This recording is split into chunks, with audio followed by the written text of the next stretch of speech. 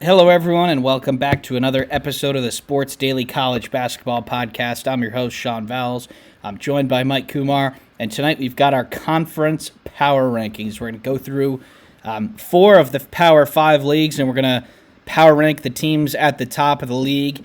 If you're wondering why we're not doing the Big Ten, we have other videos on that, myself and Joe Mead, on the In a Nutshell podcast, so we're going to skip that for time purposes today. But Mike and I will get into the other four leagues. All right, Mike, we have got the Atlantic Coastal Conference up now.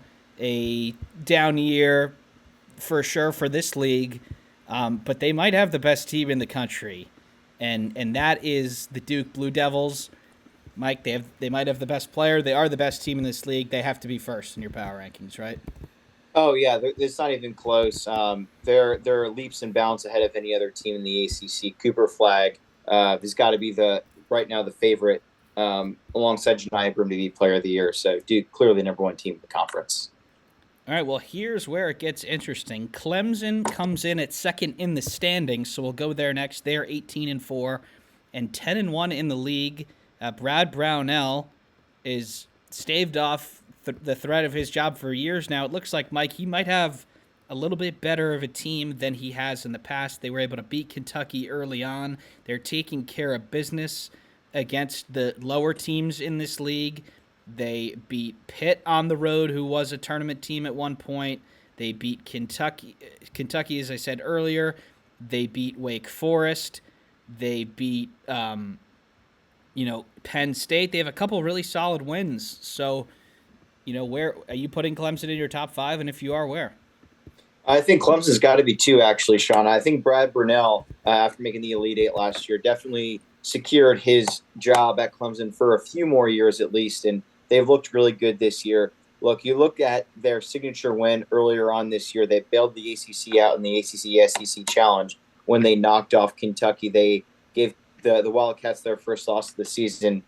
You look at the losses that Clemson's had this year. You look at Memphis, who they've been up and down this year. Boise State, probably a tournament team, and then a couple of losses in conference. They lost to Louisville. That's a tournament team as well. So you look at it, and right now they're second in the conference standings. I think they've got to be second. They're going to have a really exciting opportunity to host the Duke Blue Devils, and I'll be really excited to watch that game and see what this Clemson team has right now. But I think they're poised to get a good seed in the tournament again this year.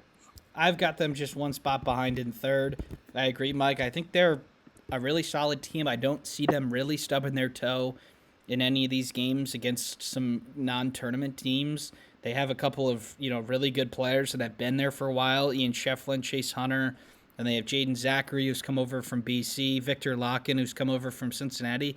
They have a solid core, and they're definitely a top 25 team. I just think that the team that we're going to talk about next might just be slightly better, and that's the Louisville Cardinals. Pat Kelsey, year one in Kentucky for Louisville, 16-6 overall, 9-2 on the year. They had a really good start to the year, a strong showing in Battle for Atlantis. Then they lost two starters to season-ending injuries. But since then, Mike, they've really battled, and they got as high as 21st in the rankings. A tough road loss to Georgia Tech on the weekend, but Louisville has had a tremendous year in year one post Kenny Payne, and it looks like that they're probably a top 25 team also and are headed for a tournament, and at this point, I don't think a protected seed is out of the question. Yeah, Louisville, I mean, this has been one of the more impressive coaching jobs this entire year, and we did not expect them, after having so many injuries at the start of the year, to perform at the ability that they have. I think they would have been my number two team had they not lost to Georgia Tech on the road last week. Georgia Tech, not a very good team this year. They're actually below 500. But Pat Kelsey, he's got to be the favorite for Coach of the Year right now in the ACC, with all respect given to what John Shire is doing to build a really good program at Duke. Pat Kelsey took a team that only won 9 games, I think, between the previous two seasons. They're already at 16 wins, and they're going to get a lot more. They've got a lot of good opportunities coming up. I don't think they play a team with a winning record for another 2 weeks. So actually 3 weeks until they play Florida State. So Um, I would feel very optimistic about the program. You wonder about their lack of quality wins the rest of the year, playing such an easy schedule. I think they're really the only team that really has a chance of making the NCAA tournament that they're going to be playing the rest of the year is Pitt, and Pitt just had a big loss to really deter those chances. So pretty easy schedule the rest of the year. You like to think that the Louisville Cardinals can go on a little run here, maybe get to 24, 25 wins and get a good seed in the NCAA tournament. Yeah, they should be favored in their remaining games, and I think they'll finish higher than Clemson in the standings just because of that. And they like I think it'll be them and Duke in the ACC tournament championship game. I think there's three pretty solid teams in this league, and then after that, Mike, is when we get into some murky waters here. We have got I think there's really four teams up for grabs for these last two spots for both of us. So why don't you go first with who you got fourth?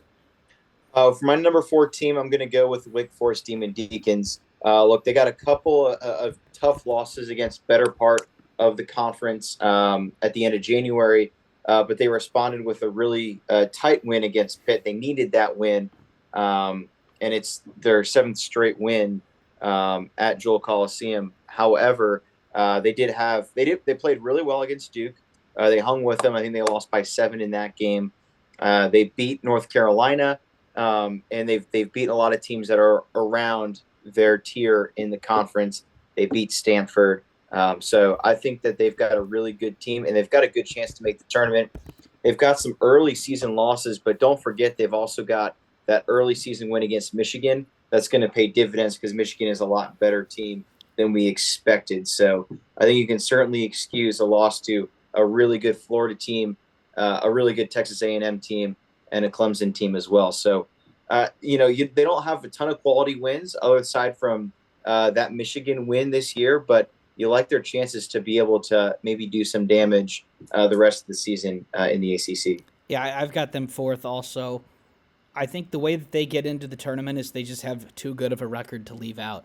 If Yeah, they're 25-8 or 26-9, or I don't know how many games they'll end up playing in the ACC tournament, but they're gonna have to do it that way because they're not gonna stack good wins. They just can't. They do play SMU on the road, Stanford on the road, and then they have Duke on the road in March. Maybe they can get that one. Duke will most likely have the title wrapped up by then, so. They also haven't lost to a team that's not in the tournament yet. So again, no bad losses is never a bad thing. So I think at this point, Mike, they're definitely playing as the fourth best team. They might not have the fourth best resume, but they're if we have to predict what the end standings will be, which is kind of what this is and kind of not, I think it's pretty clear the Demon Deacons are fourth or even better at this point. All right, Mike. yeah, Well, absolutely. yeah, go ahead. And you look at they probably, it's not saying much. They probably have the toughest schedule in the ACC this year. They've certainly got the toughest stretch coming down. We just talked about how easy Clemson's is, or excuse me, how easy Louisville's is. Wake Forest, they've got to go on the road to SMU and play in a tough place in Dallas. They got to go on the road to Durham, take on the Duke Blue Devils. They've also got to go on the road to Stanford. And Cal. Yeah, The and Cal Cal. road trip it's interesting for ACC teams. It is across the coast. Yeah, so I mean that's not easy to do on a pretty short rest. Playing a game that's at 11 p.m. Your local time, 8 p.m. Pacific time, it's going to be tough. But I think in terms of the talent, I think I'll be honest, Sean. If they can win 6 out of their remaining 9 games, I think they're probably in the tournament Yeah, because you look at they've got a much tougher schedule than anybody else does. I think there's 3 big games remaining for them. I think if they Yeah, don't lose any of the other ones, they can probably get away with 1 of 3 of the big games. 2 losses the rest of the way, and then a loss in the ACC tournament to another team. I think they're going to get in. It's about time that this team gets in. Salas, Efton Reed, they've been around for a while. Hildreth too. They've been so close so many times, and it looks like it's going to be headed right towards the end of the line again. They've just got to keep winning. Hope that the bubble gets ugly it was pretty ugly this year, and then the bubble really had a nice weekend with BYU winning and Wake Forest winning, and so maybe a little less ugly than we thought. But after fourth, Mike, it gets a little messy. There's a couple of teams that could be slotted into this fifth spot. Who are you going for? I would have put Pitt until they had lost to UVA today. I'm going to go with the Carolina Tar Heels. The reason I say that, look, they do not have as good of a record as some of these other teams. They're 6-5 in the conference, 13-10 overall. Not very good stuff out of them. But I will say this: they've had by far the hardest out of conference schedule compared to any of those teams. They've also had to play Duke on the road, Louisville on the road. They took care of business against SMU. That's why I put them ahead of SMU. They won by 15 points. They did lose to Stanford at home, so I think you could obviously give Stanford the advantage. But the Tar Heels, look, they still have a lot of talent on their team. It's just a matter of if they can get their talent to perform in the big stages. They've had their moments this year. They played Kansas down to the wire. They almost beat Michigan State in Maui. That was a good team. But yeah, right now I think they're in fifth. With that being said, I think they're a long way to go from getting a tournament bid, Sean. I think they got to damn near win out to get into the tournament. Yeah, this fifth spot to me is really tough because SMU, Stanford, and UNC have all kind of beat up on each other, and none of the teams are really any good. But you just have to give UNC this spot, I think, just for the possibility that they can rattle off 9 of 10 or something like that. I'm not sure the other teams could do that. UNC has played up to competition at times this year. They've certainly played down to competition. And this next week, we've mentioned it on a couple other videos, Mike, but this week is huge for the Tar Heels. They've got 2 games. They got Pitt at home, Clemson away. If they want to make the tournament, they got to win those. And if they do win both those, then they're looking pretty good. And Syracuse, NC State, Virginia, Florida State to end the month, Miami, Virginia Tech.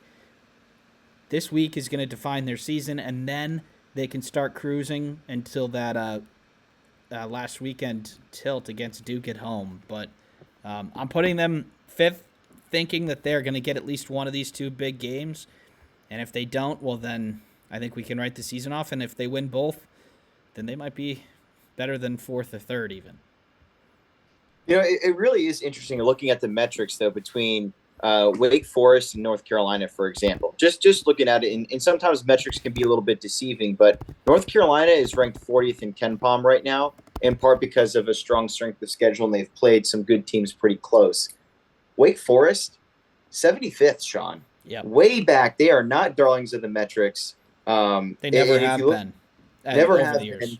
And that's probably what has kept them outside the NCAA tournament these last couple of years that they've been on the.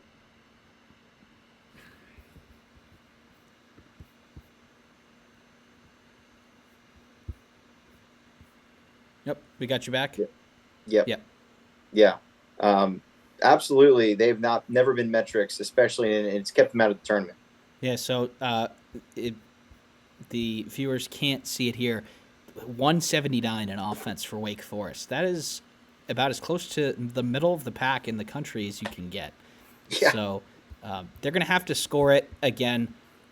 I watched the Duke game from tip to finish, and they're truly just some made shots away from being there. And you'd have to think that will come. They have players who can score. It's just not really sure why it's clicked for that. All right, that's our top 5 for the ACC. We're going a little bit fast today. All right, Mike, up next, we're going to the Big 12. We're going to do the top 10 in this league. I think there's 11 teams that are in consideration here, which is why they're over there on the left of the screen. And first, Mike, this is a tough one. There's a couple of candidates. The surefire number 1, had we done this last week, just took 2 L's back-to-back. The other team that went on the road to Kansas just lost at home. So not sure where you're going to go for this one for first place in the Big 12 power rankings.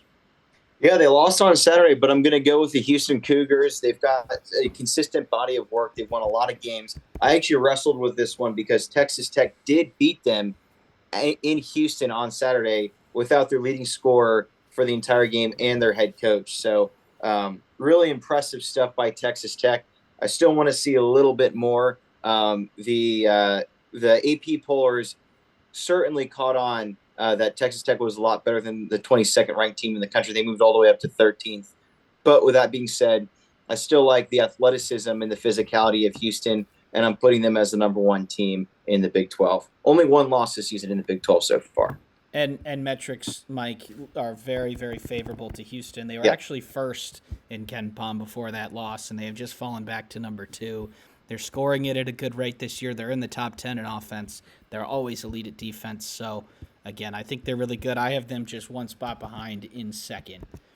All right, up next in the standings is the second place Arizona Wildcats. And, Mike, I'm actually going to give them my first spot. I think they're playing like the best team Wow. in the league. They had a really tough early part of the year. They were kind of discovering how they wanted to play, and we were sounding the alarm early that they were going to get beat up if they continued that. They're not doing that. They're winning games at a great rate. They're 9-1 in the league, 15-6 overall. They went on the road and won against their rivals Arizona State, and they're really making quick work of a pretty solid Big 12. They went on the road and beat Cincinnati. They went on the road and beat West Virginia, a team that beat them in Atlantis. They beat Baylor. They beat Iowa State. I just think over the course of 20 games, or 18 games, is it in the Big 12? 20 games now. Yeah. 20 games now? All right, well, I think Arizona at the end of the 18 to 20 games is going to be first. Where you got the Wildcats? I got the Wildcats in third right now. I would have put them in fourth, but Iowa State's right now getting handled right now. Obviously, still some more time in that game. Look,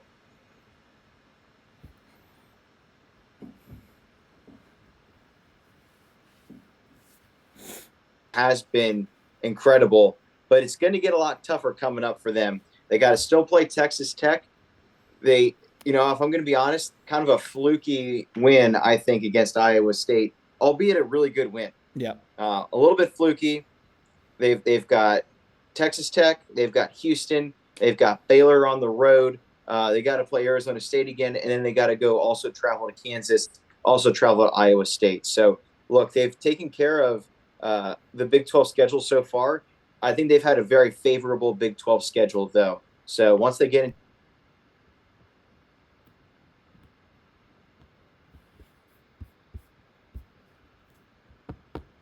upset of Iowa State, the other one they got trounced on the road in Lubbock. So I put them number 3, and I put Texas Tech as my number 2 team because of how impressive they've been. All right, I'm going to put the Red Raiders third. Mike, we've talked about it a bunch of times. They showed a lot of heart in their win at Houston. Down their best player, down their coach for essentially the whole game. They get the job done there. Grant McCaslin's teams have always been pretty good, even back to his days at North Texas, but I think this year this team has taken a little bit of a step up. They are scoring it at a pretty good rate. They have a number of options. I think those 3 teams are the top 3 in the Big 12 at this point. I, again, probably would have had Iowa State a little higher had we done this an hour or so earlier, but I've got Texas Tech third, and then I've got the Cyclones fourth.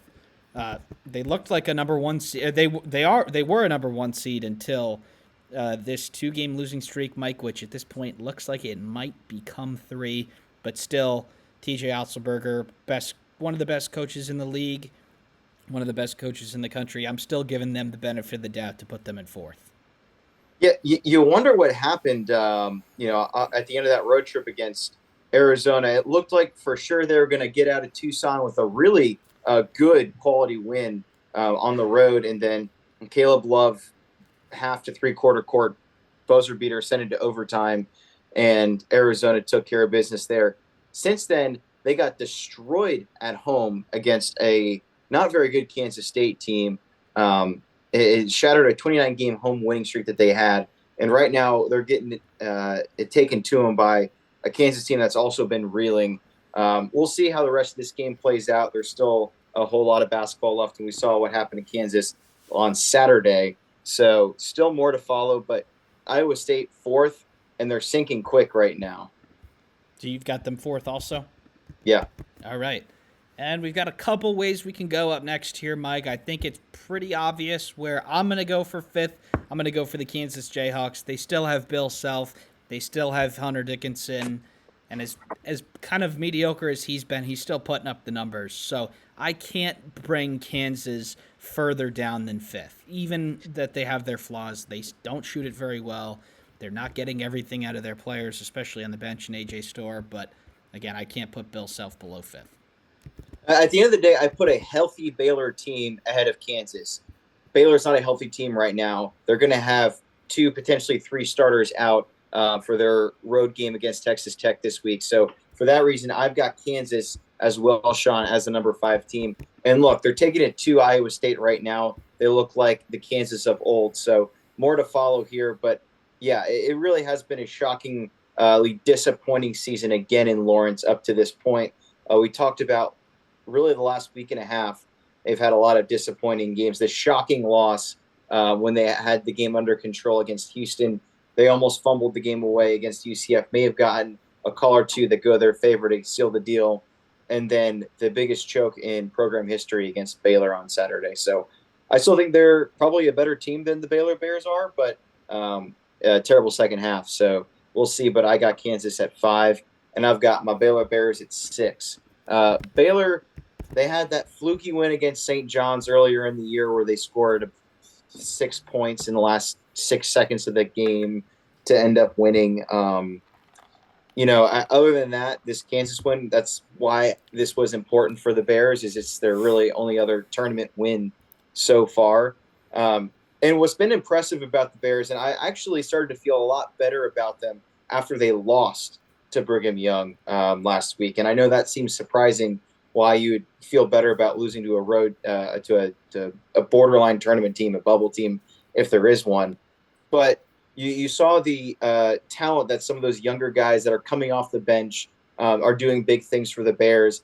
And when the Bears can get Jeremy Roach, VJ Edgecombe, and Langston Love back, hopefully all of them healthy at the end of the year, I do think this is a Sweet 16 team. Maybe not further than that, but I still think there is a lot of talent on this Baylor team that has gotten significantly better since that 40-point thrashing that they had at the start of the year against Gonzaga.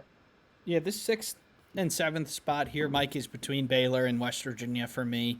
Both teams are not entirely healthy right now. West Virginia's starting to get a couple people back. Still no Tucker DeVries, who is probably their second best player, and Baylor, those that you mentioned. So, right now, it looks like West Virginia might get healthier quicker. So I'm going to give the Mountaineers the nod here by just a very, very small margin.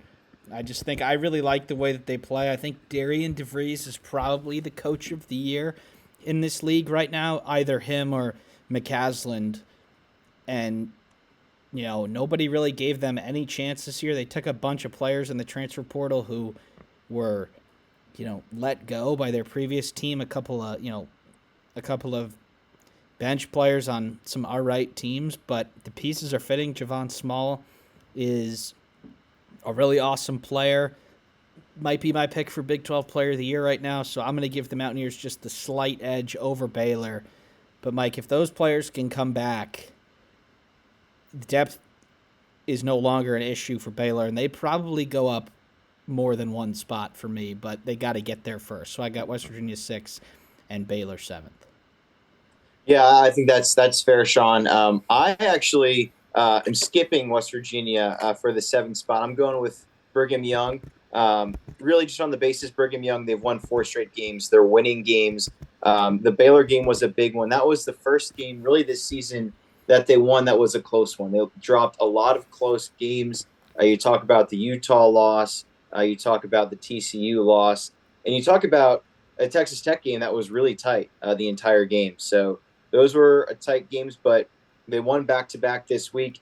And on the other hand, look, Tucker DeVries' team is struggling a little bit right now. Look, they did get a win on the road against Cincinnati. That was really impressive. But before then, they had lost 3 straight games. 2 of those games, Kansas State, Arizona State, those aren't good losses, especially when you lose to Arizona State at home. So right now, I can't put West Virginia at 7. I'm going to put them at 8 and put Brigham Young on the 7 line. Yep, I'm going BYU 8. I just can't forget some of their real stinkers in the non-con. I think that really the Big 12 might come down to who can manage their easier games better. The games against other teams are going to be bloodbaths, and If you can win some home games, I think you'll be okay there. BYU has done that for now, which is they're probably outside the top 10 for me before this streak, but they bring themselves in to NCAA tournament conversation, probably in the field as we do this on February 3rd. And there might be one more spot for a Big 12 team, but Mike, we both have the same teams in the top 8, and those teams are in the NCAA tournament right now. And unless something drastic changes, I think this league will probably be 8 or 9 bids. Yeah, I think absolutely 8 or 9. I don't think I see more than 9 bids. Right now, Central Florida is solidly on the bubble. Kansas State, they'd have to do some magic to get in, as would Arizona State. But right now, I think you can confidently say 8 teams in the Big 12 get into the tournament. So we are going to finish the top 10 here, Mike. I'm assuming we've got UCF 9th. A couple of interesting results this year. Some road wins, a couple home losses. There's not really anywhere else you can go for 9th, though, despite UCF stubbing their toe a couple more times than they probably like. Yeah, really been all over the board. We've seen really good and we've seen really bad for UCF. It's funny enough, Kansas, they traveled down to Orlando and more than doubled up UCF. They won by 51 points. Turn around, they go to Lawrence, and UCF had a really good chance to win this game in the last minute. Almost came back and got the job done. So we just have seen a lot of inconsistencies. They barely beat a Colorado team that hasn't won a game in Big 12 play early. But they have seemed to get a lot better as the season has gone on, as we got through January into February. I don't think they're a tournament team right now, but they're awfully close, though. I think they're probably they're first awfully 4 close.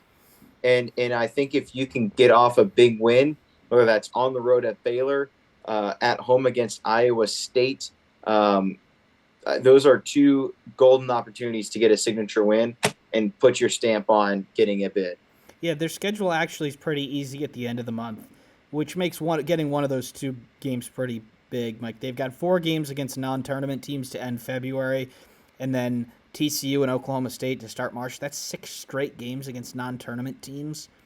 You'd have to think you want probably 5 or maybe even 6 of those. They don't have the signature huge win yet, so it might just come down to win so many games that you're off the bubble at this point. Yeah, I think so, right? And I think right now, if you look across this league, at the end of the day, for those top 9 teams, obviously it's going to be a little bit different when you go lower because some teams didn't perform well in the out-of-conference. But for these top 9 teams, look, if you're above 500 in conference play, you're probably going to get into the tournament. The Big 12, obviously this is an off year in part because of how many new teams are in the conference. But with that being said, it's still an elite league. And if you're over 500 in this league, you got to have a really good chance to get to the big dance. And they do actually have a big win. It's in Lubbock. It was in December, which is why I didn't see it. Yeah, so if it hides in there on New Year's Eve, it hides in there. But so that is a big win. So maybe That's a huge win. That might be one of the best possible wins in the league. But on the road in Lubbock. Wow. And they do have another road win against Arizona State in Quad 1. We know how much the committee likes road wins.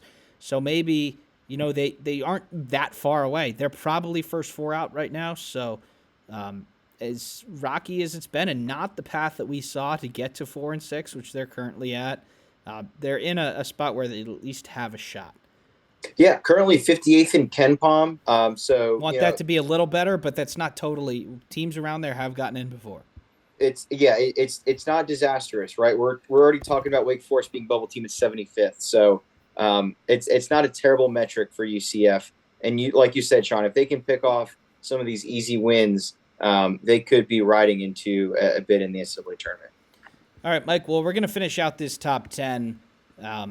There's a couple options here, but who you got in 10th? I got the Kansas State Wildcats. I understand that they're actually one of the few teams in the conference, I think 1 of 2 teams that has a losing record, and it's because they got really banged up in the out-of-conference against really, quite frankly, some not very good teams.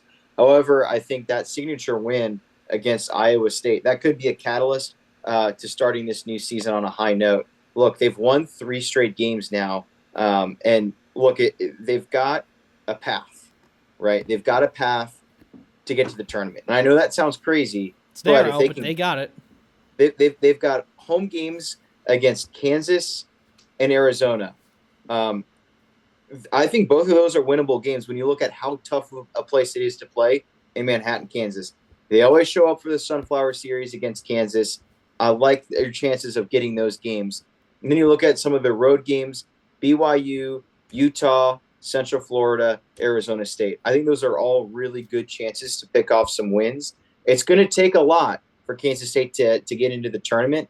I think they're probably, they got 10 games left. I think they probably got to win 8 out of 10 games to be on the bubble. But I think that is very reasonable, especially when you look at how much progress they've had in the last 3 games.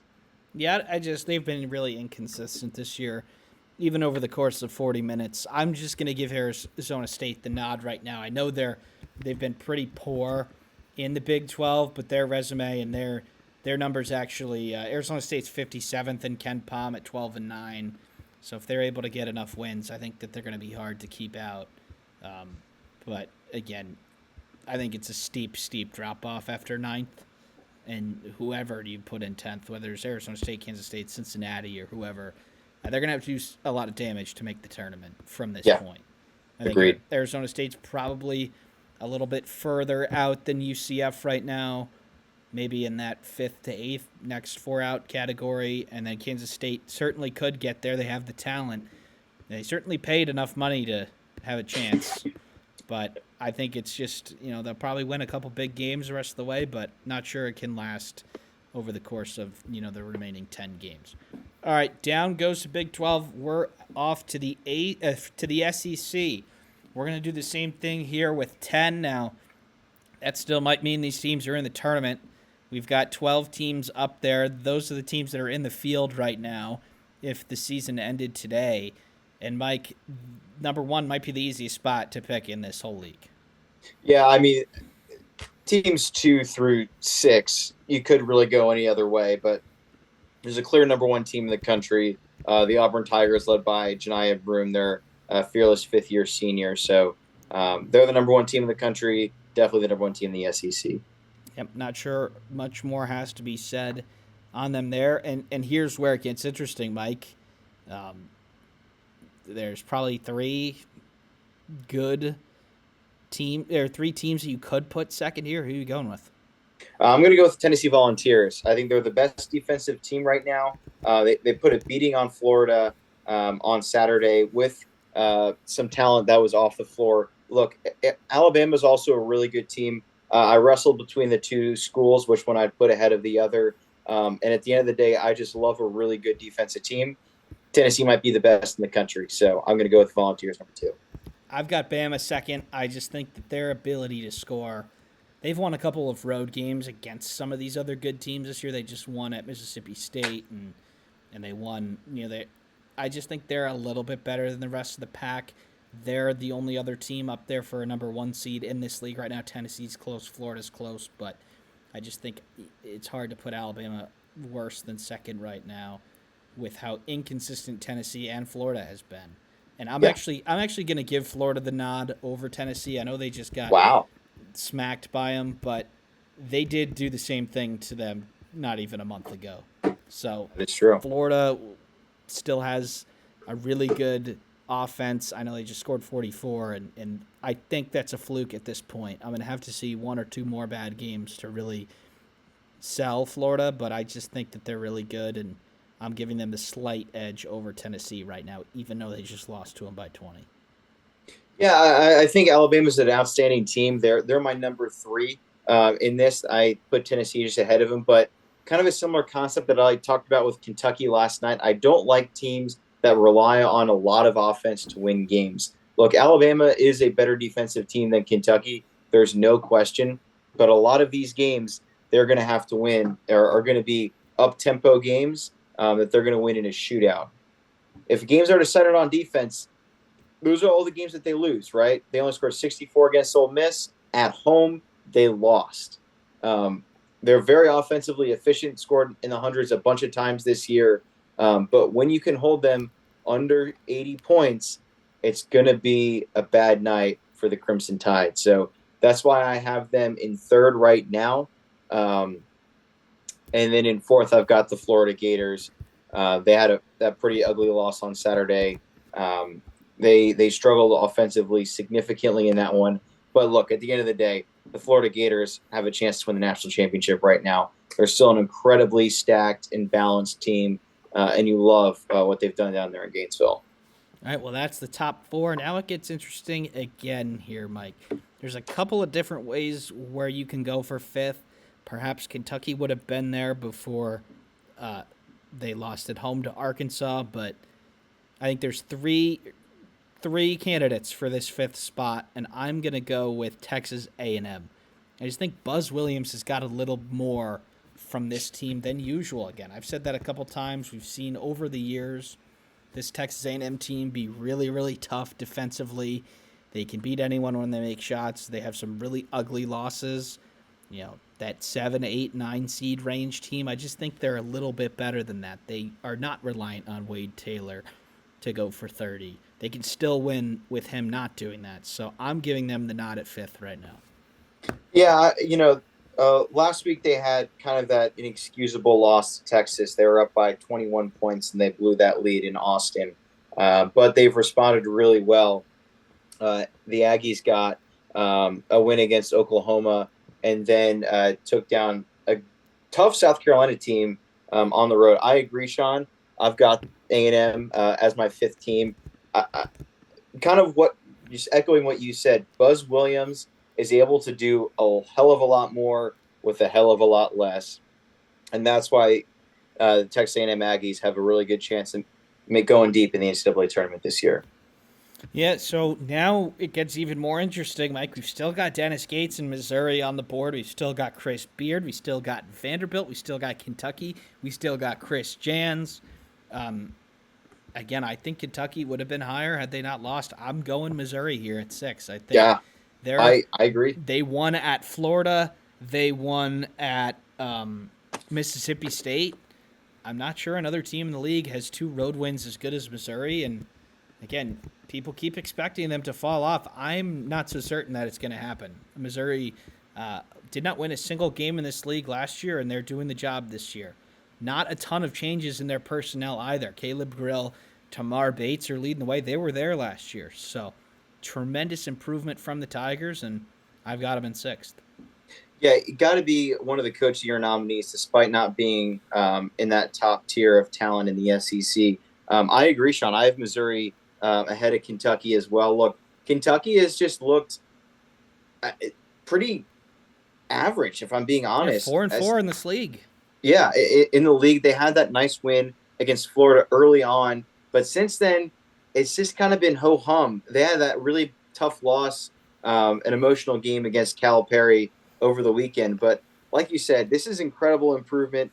Missouri, similarly to A&M, had a tough loss in Austin against the Texas Longhorns, but they responded really well. They took care of business at home against Chris Beard, and then a dominant win against Chris Jans's Mississippi State Bulldogs over the weekend, winning by 27 points on the road. That's really impressive stuff in the SEC. So, yeah, I've got Missouri at 6 right now. Kentucky at number 7. Look, they're still a really good team, but I've shared my concerns about the Wildcats and how they're similar to years past. Whenever they can't score 80 points, they're probably not going to win the game. Yeah, and the flaws of their flaws, perhaps they're a little bigger than we thought, but they still did beat Florida. They still went on the road and beat Tennessee. They still beat Texas A&M. So you can't drop them further than 7th. You'd like to see a little bit more consistency. They go on their Tennessee road trip, and they get Tennessee, but they don't get Vanderbilt. Now, Vanderbilt's pretty good, but they're way easier game than Tennessee, and they get the harder one. They would just benefit from a lighter stretch of games here, and that's not really coming. They've got Ole Miss, South Carolina, Tennessee, Texas, Vanderbilt, Bama, Oklahoma, Auburn, LSU, and Missouri. I mean, they don't have 2 easy games in a row. So I just can't see them finding this consistency. They'll probably finish maybe 1 or 2 games over 500 in this league. They'll still be a protected seed because of they're bound to get more good wins, but they're definitely a step below the top tier. even though they could beat anybody. They could beat Auburn. They're capable of it. They beat two teams up there already, but again, just too inconsistent for me. All right, Mike, in eighth, again, there's a lot of teams that we can put here. I'm going to put Mark Byington and Vanderbilt, 4-4 in the league, 16-5 overall. I just think that they're playing really good basketball. They did get beat pretty badly by Oklahoma, but they still beat Kentucky. They beat Tennessee. They're carving out a pretty good tournament resume, and the Doors might get there in year one. Yeah, I think this is kind of the next tier of teams in the SEC that all kind of mesh well together. Vanderbilt, Ole Miss, Mississippi State, the Texas Longhorns, and probably even Oklahoma and Georgia are all right there. Sean, I'm going to go with Ole Miss as my eighth team. Look, Chris Beard, what he's been able to do at Ole Miss is nothing short of incredible. We've known that he is one of the best minds in college basketball. Before this, he had a huge emotional victory against his former Texas Longhorns last week before losing in a tough game to Auburn. Look, they played Auburn tight the whole way. Auburn kind of pulled away at the end, but don't let that fool you. This was a really close game. I love what he's doing. I love that not only can Ole Miss score the ball in bunches, but they can also defend the ball really well. So I've got them number 8, and I think they are a sneaky Final Four team right now. They very much are. I've got them 9th. They did beat Alabama on the road. I just think that was more so of the fluke than the norm. They have 2 really close home losses since then. They lost to Mississippi State. They weren't able to shake off Texas. They didn't really compete at home to Auburn. So they got to find that level back because they went into Bama and held them under 70. There's not many teams that can do that. But there's a lot of teams that can blow out. There's a lot of teams that can win home games. So again, I've got them just above Mississippi State. I think they're a little bit more consistent in terms of Mississippi State needs Josh Hubbard to go off. And now he has a lot, and he's a great player, but even in games where he has gone crazy, they still lost a couple of home ones in a row. So I'm going Ole Miss over Mississippi State right now, 9-10. And, Texas, Oklahoma are outside my top 10, and both of those two teams are still pretty comfortably in the tournament field. Georgia, after their recent losses, may have just crept a little bit closer to the bubble. They're probably on the right side too. But, Mike, how are you going to round out your top 10 here? Yeah, first off, 14 of the 16 teams have a realistic chance of making the big dance here in the SEC. South Carolina is 0-9, and they have competed in more games than not. And that just shows how beat incredible Auburn.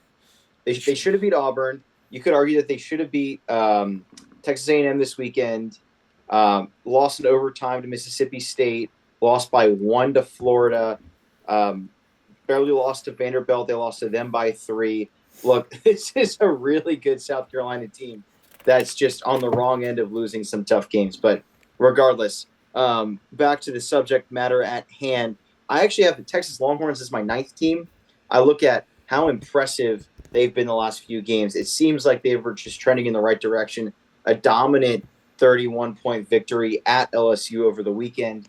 They then also had wins over Missouri and Texas A&M recently. So a couple of huge wins there.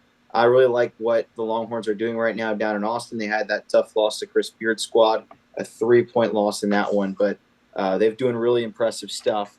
And then at number 10th, I have Mississippi State. They had that pretty ugly loss at home. I could have dropped them to 11th behind Vanderbilt, but Vanderbilt also had a really ugly loss over the weekend. So like we said, Chris Jans has done an incredible job at Mississippi State. He's got them trending in the right direction.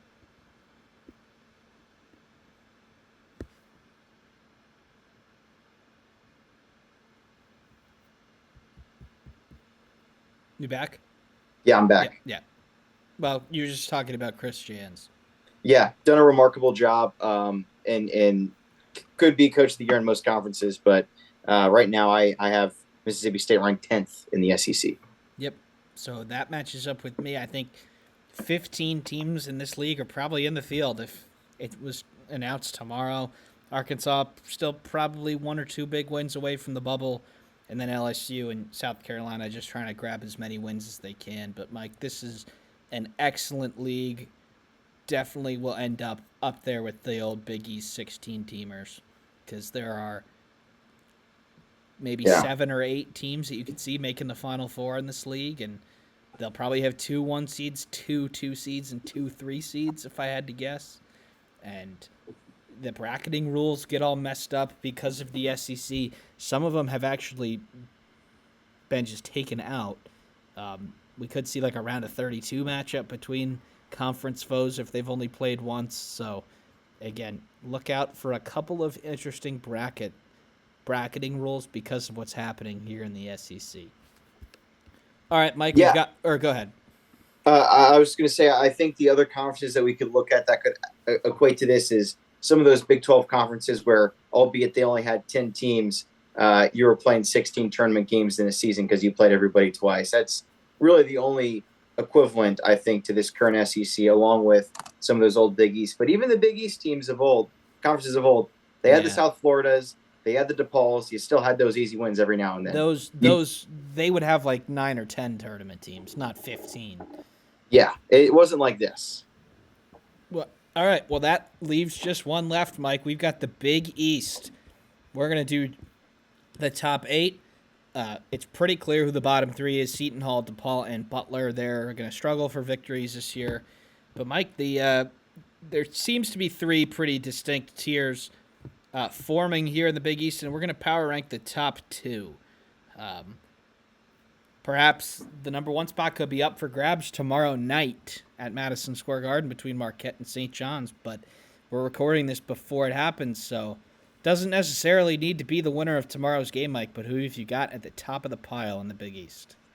Look, I got Marquette still. I know they're not the number 1 team ranked right now. St. John's is on a roll. They've won 8 straight games, but I do think Marquette is still probably the best team, and I think they're going to actually get the job done on Tuesday.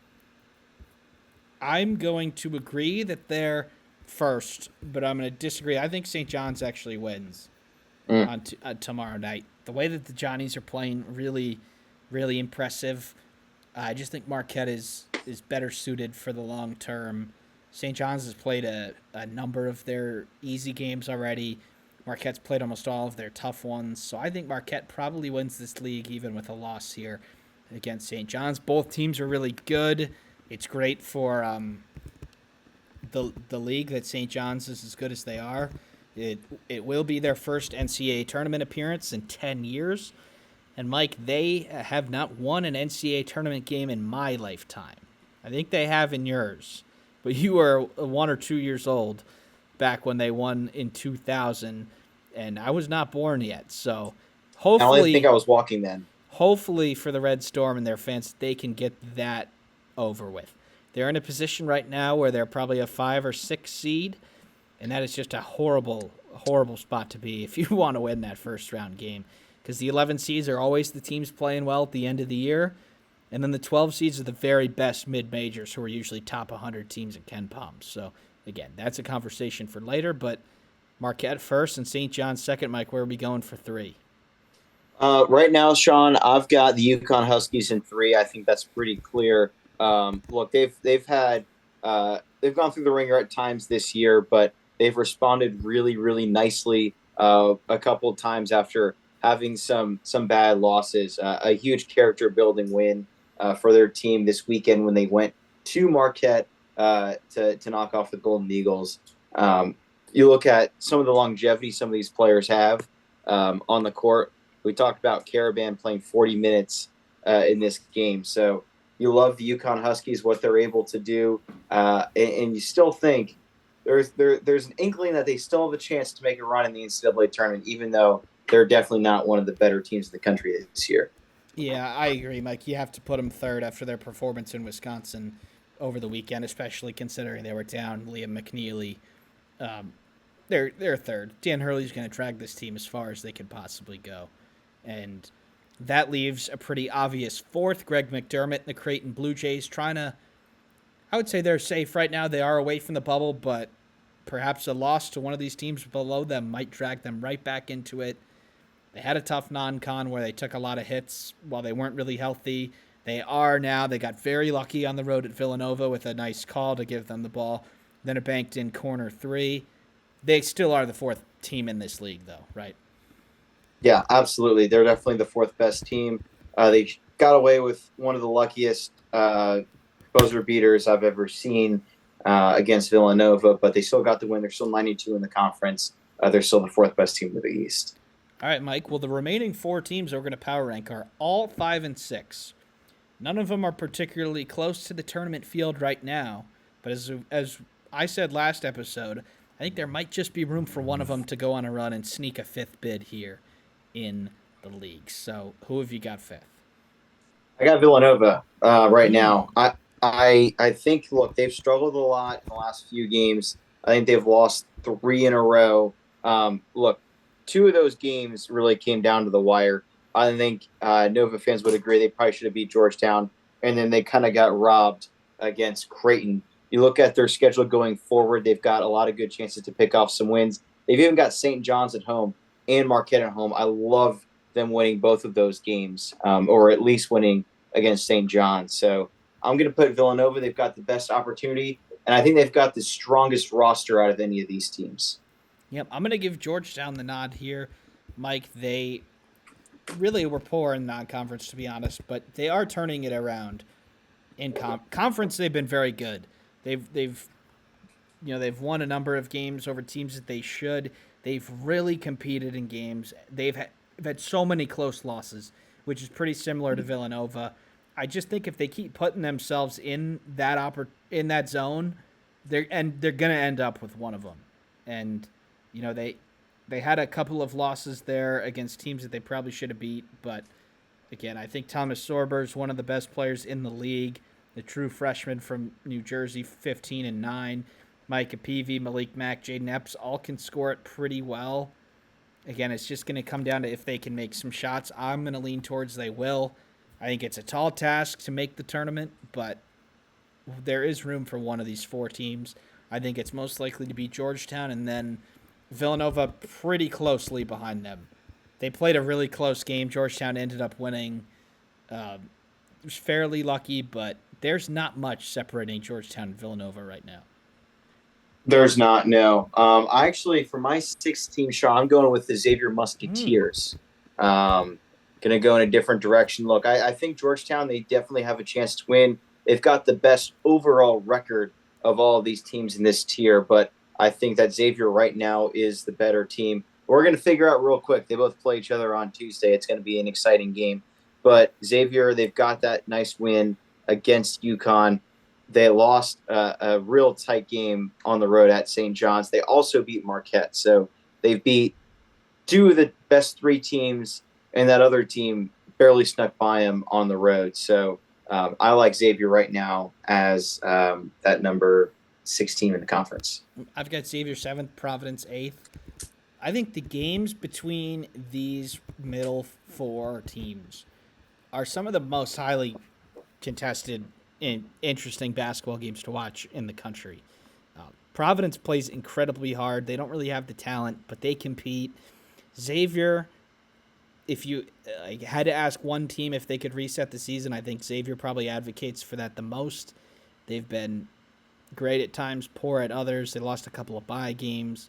And then Villanova and Georgetown have the type of individual players where they can impress too. So, Mike, I think this is a really sneaky good Big East. 4 good teams, 4 teams that are all right, and then the bottom is the bottom. But it's definitely a little better than we thought at the beginning of the year. 100%. And trying to round out my top 8, Georgetown at 7. We've talked all about him, in Providence at 8. Look, Providence could still make a run at the tournament. I know they're currently 11-11 overall, 5-6 in the Big East. But like we said, despite a really traumatic start to the season for the Big East Conference, they've really settled into their own and been a lot better than we expected. Clearly, leaps and bounds better than the ACC this year, especially when you look at the depth of all of these games.